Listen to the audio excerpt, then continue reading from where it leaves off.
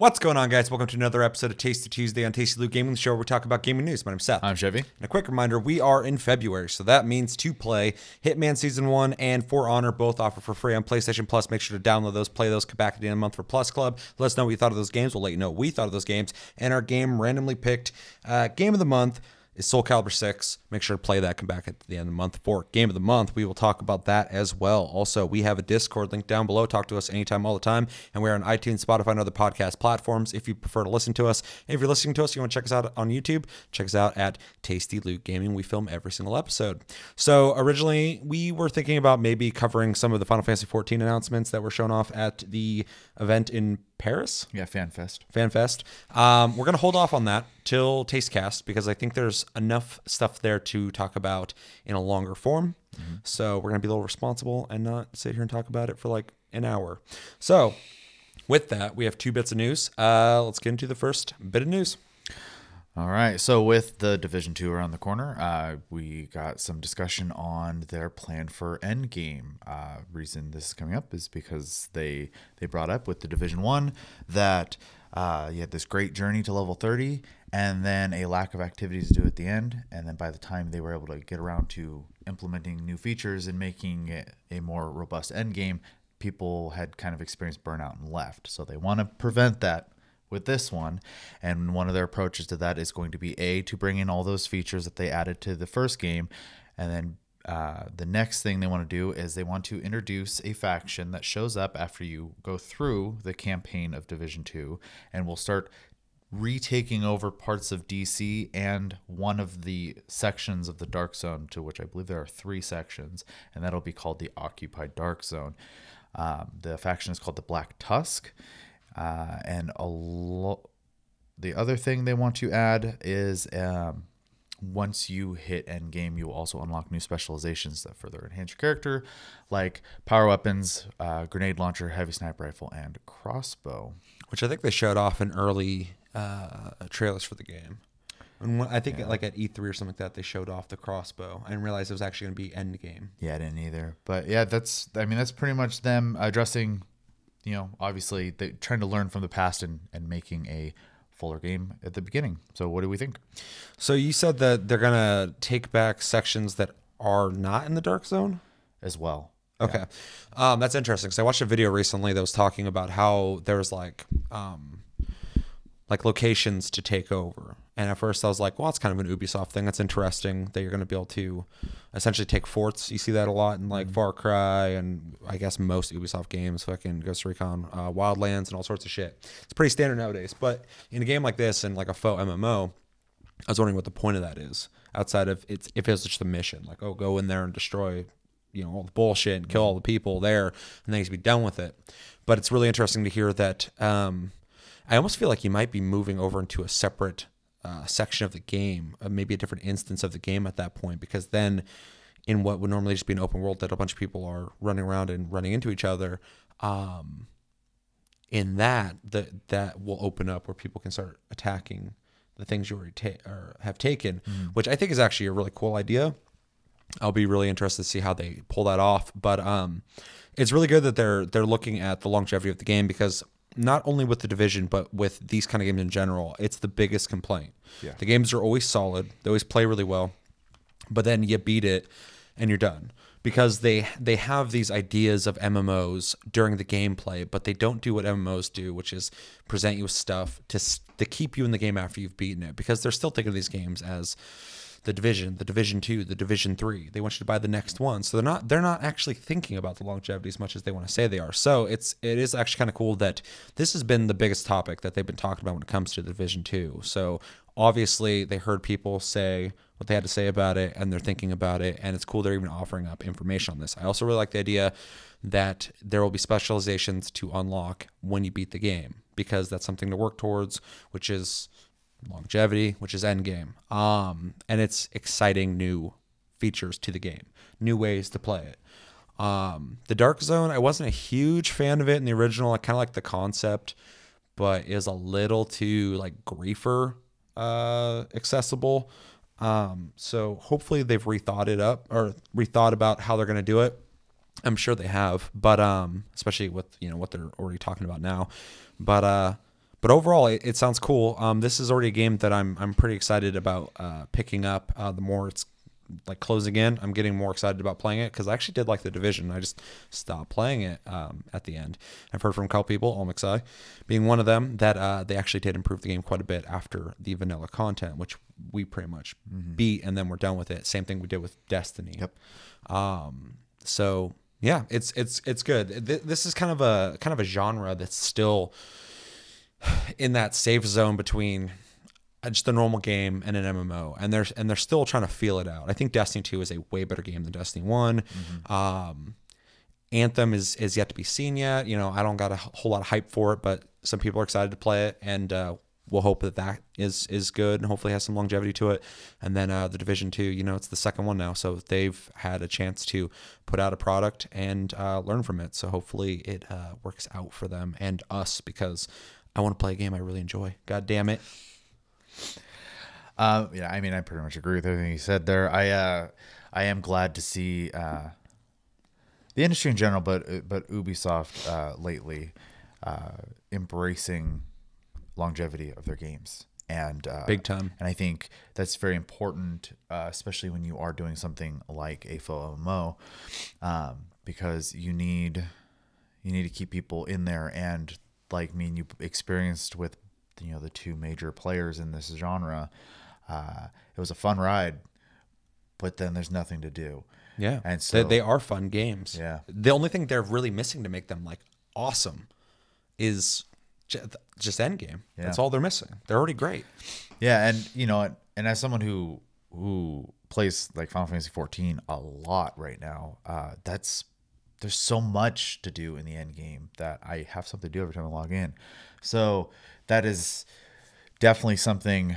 I hope these guys, you know, not just these guys, but anyone tackling this genre in general, really takes to heart, because it is important to keep people in your game. Otherwise, they're going to bounce to the next game after that. And though that might be good for like people like us who want to try a little bit of everything, it's not good keeping your community alive if people are getting bored. So I'm glad they're thinking about it. And it's kind of amazing too, because there's a bunch of games out there that are less ambitious, in my opinion, that have more longevity in these kind of games. These kind of games are AAA made games, so the production's really high. They're really cinematic. They have great graphics, and they have cool mechanics. But all that production going into all those high end features and graphics, you get less. I don't know, playability, which is kind of a weird thing. You still get plenty, but like you can play like, you know, a JRPG and kind of do the same things over and over again and play that game forever. Yeah. You can play a lot of indie games that just have like hundreds of hours of content. You know, and that's because, you know, they had a good idea. They found a way. I mean, even look at like Diablo 3 when it first came out. You beat it and you would just go repeat the same shit over and over again. And then later they created a way to keep playing the game essentially forever. You know, outside of... And then seasons. Yeah. So there's a lot to be learned from that kind of feature in a game. Like, that's something that I think is really interesting that none of these games have cracked yet. That kind of, like, endless end game that you can keep supporting.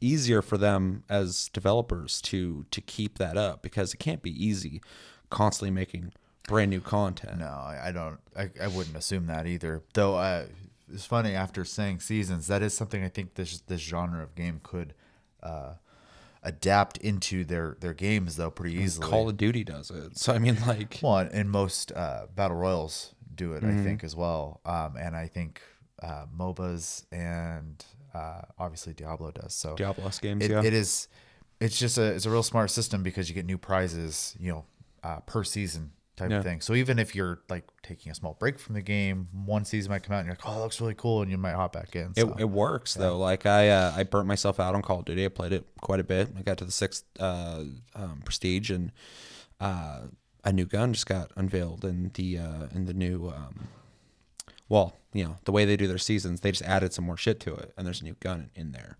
And now I'm like, I kind of want to hop back in there and get that. Yeah. So, and it's smart because you know, I'm honestly not thinking about the game. I'm trying to play other games right now. It's really nice. I can play whatever the fuck I want right now, and I see that, I'm like, for a couple more weeks. Yeah.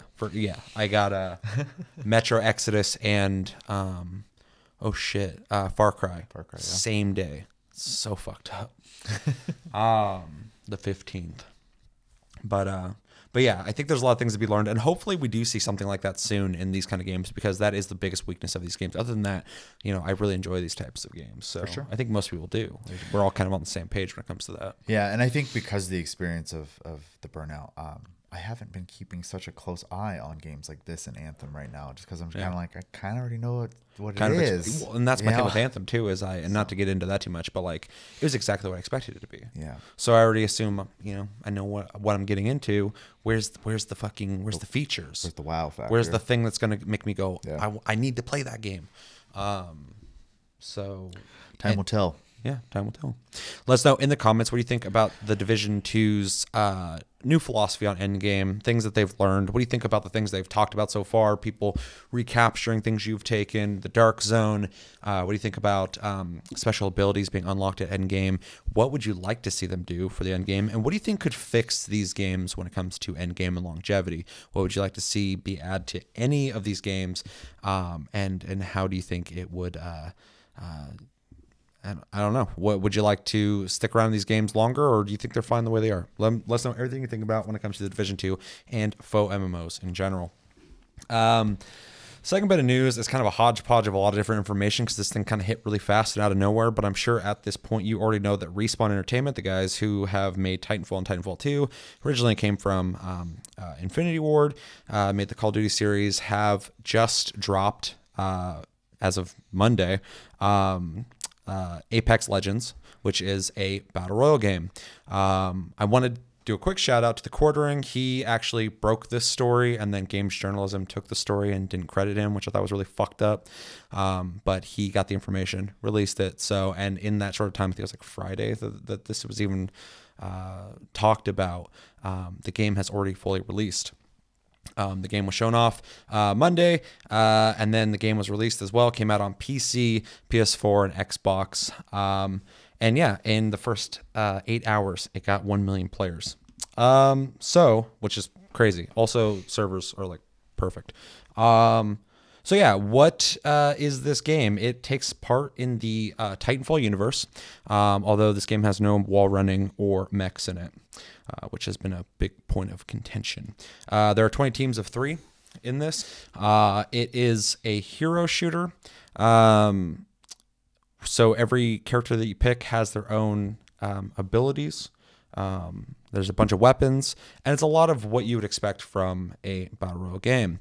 One thing that's interesting too when it comes to this game is how the game just got released out of nowhere. It was not talked about. It was not hinted towards, and yeah, they dropped it. So a couple things out of that is it was speculated that they were working on Titanfall 3. They've confirmed they have not even started working on Titanfall 3. So that is not, it's not a thing. Some people are upset about that. Some people don't care about that. They've been working on this.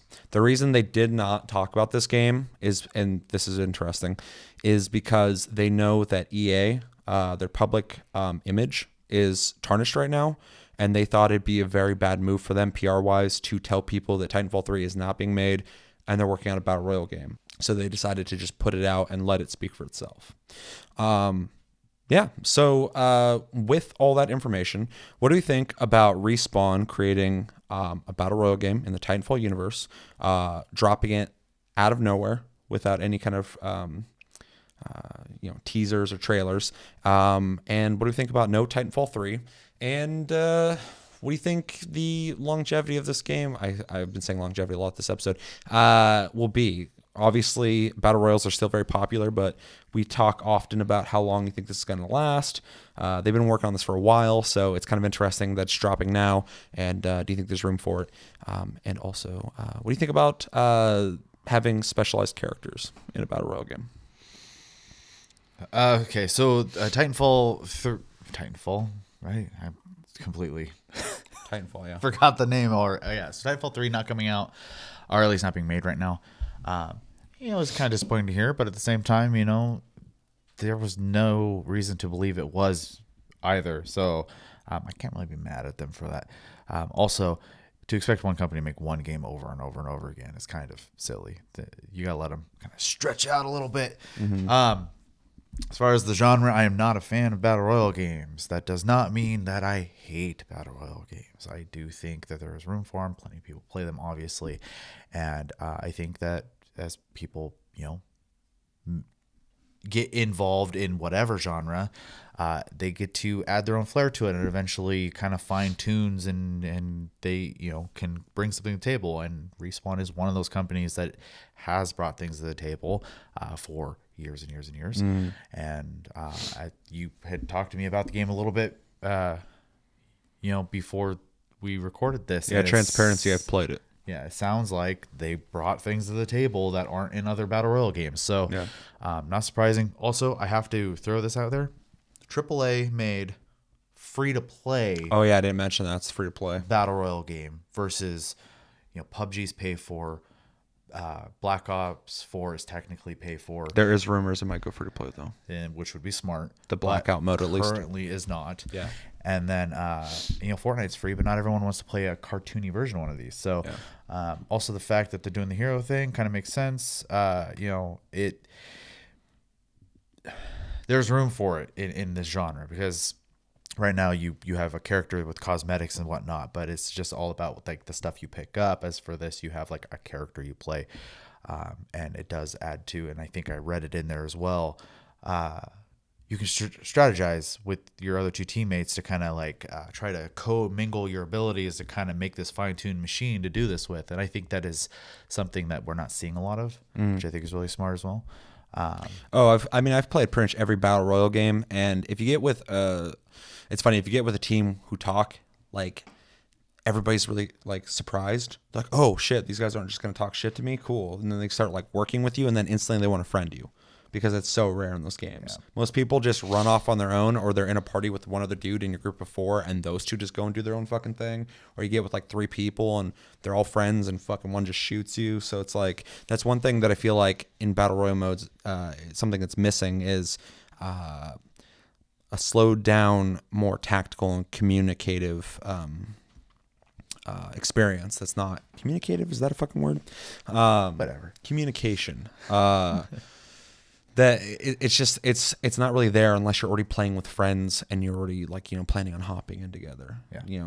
Playing with random people, it becomes it is difficult to get that going. Yeah, for sure. To comment on their approach to Release strategy. There you go. Release strategy. I don't have a strong opinion about it, but it does make sense, because I think anyone who thinks EA is in a good spot right now in public image has been living under a rock. They themselves have been saying and doing the wrong things, as well as multiple companies under their umbrella. And I'm sure Respawn didn't want to be attached to that growing disaster there. So it is weird that they came out and outright said that, because that's their where they make their money from. But it shows a sense of self-awareness. They didn't say that without talking with EA about that. Right. So I mean, well, they didn't go out and say EA sucks. They just said the public is unhappy. Shit's complicated. So they don't want to overcomplicate it. And I do think sometimes it's easy to forget that the companies that are owned by these mega companies are not inherently necessarily like this of the same mind. They're just a building full of employees that happen to get paid by this guy. So, unless they come out and start their own shit show, I assume they're just dudes trying to make a cool game, and hopefully this does work for them. I think the smartest thing they could have done is the free to play aspect of this, though, and I think it showed with them getting so many players so quickly. So, and I have to say too, it is a AAA game. I assumed it would be. Yeah, it's. I was playing and I was like, this is free to play. That's fucking crazy. Like, if Blackout wasn't going to go free to play, they're going to have to now, because I don't necessarily think this is going to do anything to PUBG or Fortnite, but it's absolutely going up against Blackout, because it's a similar experience, but it's completely different too. But you don't got to pay for this, and you're getting a similar experience and a shitload of cosmetics you already unlock. Yep. There's a lot of content there already. Yeah, and It being, Titanfall, the guns will all be fun, I'm sure. So. Oh, they're awesome. Yeah. Yeah. I'll hop in real fast and just kind of go over all the questions I asked you because there's a lot to this. I think their release strategy was really smart. I think it's very self-aware, and I think it also protects EA as well as themselves. If the game's good, it's good. If it's bad, it's bad. If you release it and people are just like, oh shit, well, I guess I'll go try it. It's free to play. It's better than going months ahead.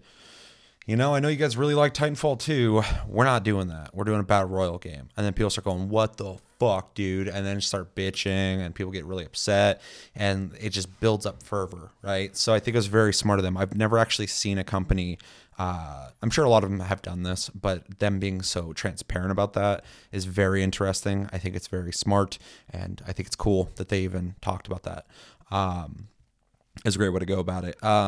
As for them doing a battle royale game when people were expecting Titanfall 3. Look, I'm a huge fan of Vince Zampella since the Call of Duty days. They revolutionized first-person shooters alone. And Respawn with Titanfall, I love the first Titanfall. I love the second Titanfall. And I would love a third Titanfall, and we'll still get it. I guarantee we'll still get a Titanfall 3. Unless this game does so bad they lose fucking money. Or does so well that they don't want to make one anymore. That would kind of suck too. But I'm sure it's still in the plans. So, originally they kind of made it sound like this was like a side project, but they came out and said this is not. This is what they've been working on when it comes to Titanfall. As for the people who are upset that this doesn't have mechs and wall running, it would have been cool to see that. I think a battle royale with mechs would have been pretty cool too. And you may in the future. And it may in the future too. I mean, if this is what they're working on. They got plans for the future real quick. They got battle passes they're going to be putting out. They're going to be adding new legends, which is their heroes. There's already 8 in the game. New weapons and new loot. So they already have stuff planned for it. I'm sure. And seasons. So they're going hard on this. They're going to be going for the long haul. But as for like people being upset about essentially, well, it's a Titanfall game, so where's the Titanfall stuff at? Well, if we're going to talk about the lore of the world, only pilots do that shit. They already made an experimental game with the first Titanfall that was an online-only versus game that had a story intermingled with it, which I thought was really interesting, but it just didn't work exactly how it should have. Titanfall 2 was perfect. That's what they needed to do. There's a single player that was actually really good, and the multiplayer was really good. This isn't even called Titanfall. It's just in the same universe. Yeah. There's more to Titanfall than the pilots who can use mechs and run on walls, which is a very cool part, and hopefully we get more of that. I'm with you guys. I love Titanfall. But that this is more of like in that universe, there's a competition called Apex Legends where people fight each other and get rewarded and get famous for it. It just expands the universe, in my opinion. So it doesn't bother me. It's its own thing.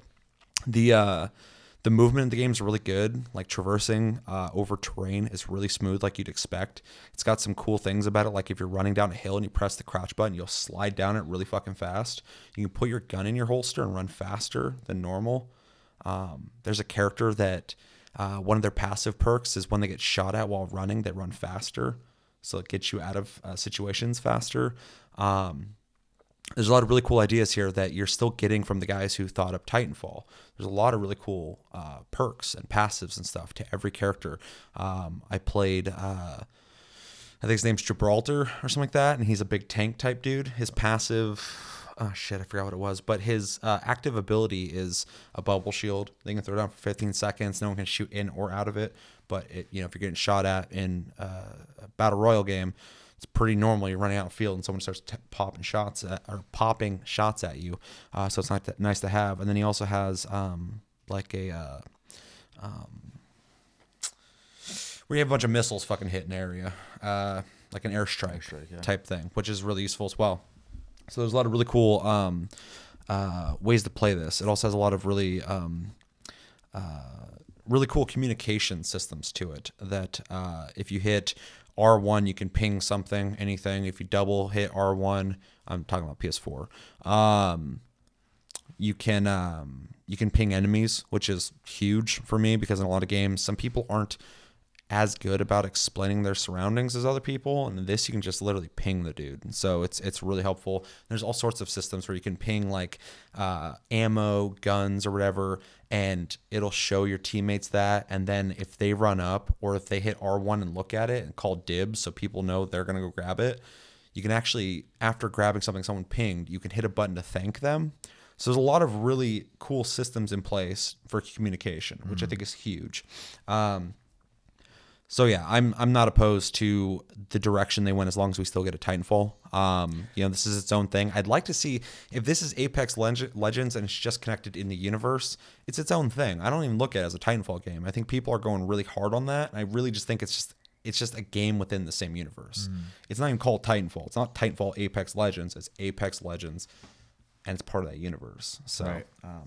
I'm just talking about that specifically because I think that's the biggest thing people are like really having a negative opinion on it. Because otherwise, people have played it and they're really liking it. I've played as well. I really liked it. My first match, I got fucking first place, which was awesome.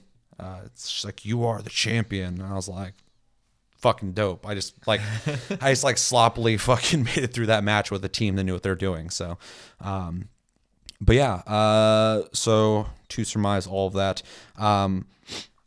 as them jumping into this genre, I don't know if it's a smart move or not because I don't know where battle royals are at as of right now. I know they're making a shitload of money still, that's why people are doing it, but I don't know how long they're going to be lasting. So it does feel slightly late, but people said the same thing about Blackout.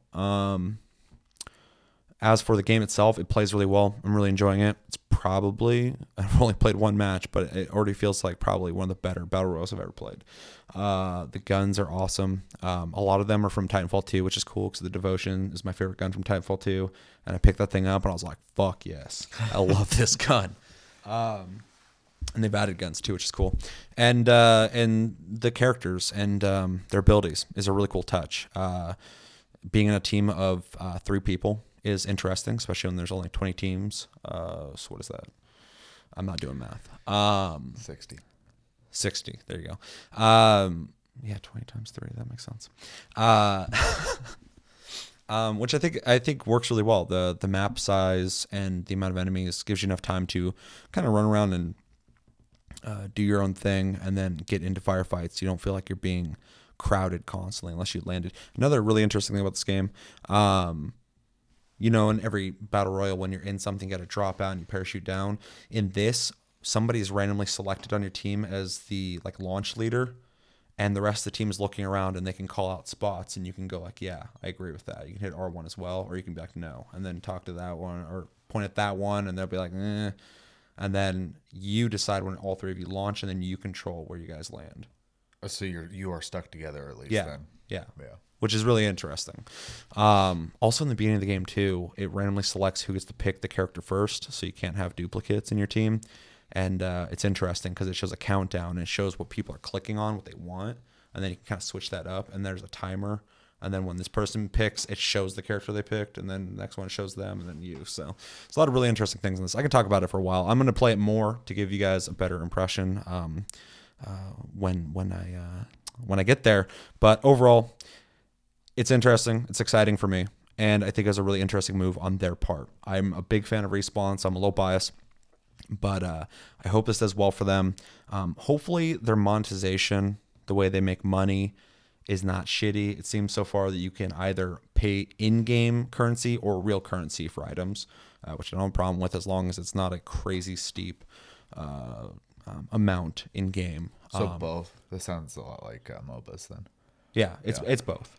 You can keep playing the game. You also get... the only thing about this game I'm not happy with is it has loot boxes. So it's like the first time I've seen anyone go back to that since and it's an EA game, which sucks for them to go back and do that. But you do get those as you play the game. So, and they have random items in them, but you also get currency to buy things. So I'm going to play it more to see how that is. But so far it's cool. And I'd like to see more companies kind of just drop games like this. I think it's kind of an interesting way to do it because there's no time for any kind of opinion making. It's there and you can play it. I think it's better with free to play games though, because if you just drop like a $6 game out of nowhere and be like, okay, buy it, I'd be like, okay, well, what the fuck is it? Yeah, especially no one's had a chance to review it or anything yet too. So that's a really good point. Yeah. Yeah, there's no reviews for this. Yeah, they'll be coming now, but yeah everyone will already have delved into it by that point. So yeah, I do get it with the free to play stuff, but yeah, at a $60 price point, you kind of need the advertising, I think. Yeah, yeah. Unless it was like a new Halo game that's dropped, nobody's gonna care about that. It's already established. But if it's like a game, I still think it hurt them more than it would. It would. Yeah. No, I agree. Yeah. I'm just saying that's the only way I think you could do it. Yeah. But dropping a game like this, or even like a $20 game, out of nowhere like that is really interesting. But I also, I'm just really kind of like blown away they decided to do it like that. But at the same time, I get it, because EA is probably one of the most hated companies out there right now. Although they have plenty of competition right now with other fucking gaming companies, because there's a lot of them that people are pissed at. Yeah. Seems to be a trend right now. Yeah. Shout out to 4A Games, though, making the whole Metro thing a little better. One guy came out, talked a bunch of shit because he was pissed. People are saying, we're not buying Metro on fucking Epic Game Store. And he's like, fine, fuck you. You don't want to buy this? Then we'll just not bring it to PC ever again. And 4A's like, whoa. This guy doesn't speak for us. Yeah. Neither does he speak for Deep Silver. This will keep coming out on PC. Like, what the hell are you doing, dude? Or whatever the media company that owns it. It starts with a K. I can't remember now. I don't know. I know Deep Silver owns it. They also have the parent company. That's Oh, probably. They all do. Coda or Koha or something like that. Media. Yeah. So something like that. But good on them, because there's so much outrage right now when it comes to developers and their parent companies. So I'm glad 4A wasn't just like, yeah, he's right, fuck you guys, because I'm so used to that shit. That's a whole other topic that we could have talked about, but I wanted to skip over that. Yeah. Anything else we want to say on Apex Legends? It's kind of too early to say, to be honest. So just kind of wait and see. I will be interested to see how this affects them, because, like you said,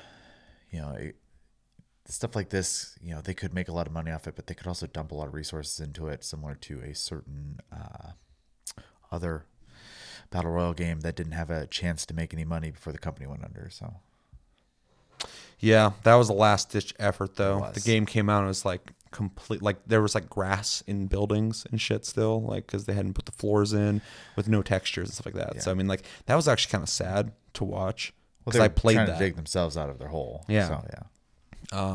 That really fucking sucked to watch happen, because that game was kind of cool. Now though, when I'm looking at all the battle royals that are coming out right now, I don't think it would have stood a chance. Probably not, because it had some cool ideas, but like this has a lot of cool ideas, and Blackout just fucking works. It plays really well, and then there's the ones that are established. Anyway, I'm sure anybody who hates battle royals probably hates how long this has gone on for, so we should probably wrap this up. Can't wait to play more. I hope you guys get a chance to try it too. It's free to play, so you have nothing to lose. And free advertising, I guess, for Respawn. My bad.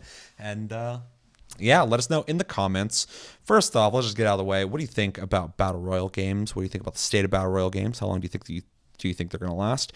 What do you think about Respawn and their release strategy of not telling anybody about this game and just dropping it? Day of announcing it, going, this game, you can play it right now. You see that sometimes at E3, a game will get shown, they're like, it's released now. It does happen during convention. Every once in a while, so they kind of took that approach. Normally indie games, though, that do that.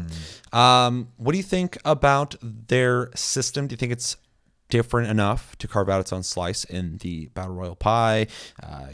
Heroes, the way that you can communicate in the game, 3 people on a team, 20 teams, and what would you like to see Battle Royale games do to get you interested? I would kind of like to see some kind of slight progression. I know the game does not work.